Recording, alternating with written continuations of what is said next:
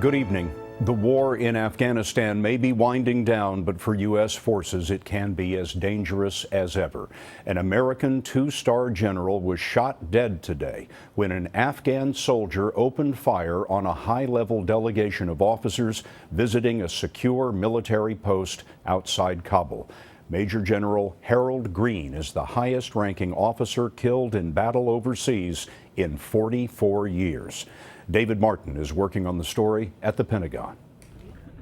It happened at midday at the military academy where Afghans are trained to become officers.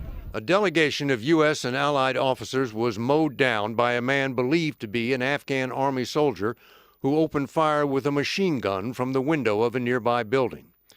Before troops assigned to guard the visitors could return fire, an American general had been killed and 8 U.S. soldiers wounded, 4 of them seriously. A German and an Afghan general also were wounded. Major General Harold Green was Deputy Chief of the Training and Assistance Command, which is at the heart of the American strategy to pull its combat troops out of Afghanistan by the end of this year. As a two-star general, he is the highest-ranking American officer killed since 9/11, when one of the hijacked airliners smashed into the Pentagon, killing, among others, 3-star General Timothy Maude. So-called insider attacks in which men dressed in Afghan army uniforms have opened fire on U.S. and allied troops were at their worst in 2012, when there were 48 attacks. That number was cut to 15 last year and 3 so far this year, in part because of better vetting of Afghan soldiers and in part because the U.S. designated guardian angels to be on the lookout for just such attacks. The shooter's motive is not known, whether it was a personal grievance or an attempt to sabotage the training and equipping of Afghan forces.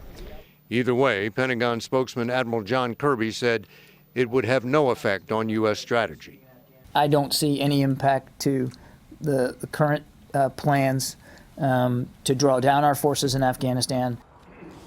Scott, it appears the shooter fired indiscriminately into the crowd and was not deliberately trying to kill an American general. David Martin at the Pentagon tonight. David, thank you. In 13 years of war in Afghanistan, 2,340 Americans have been killed.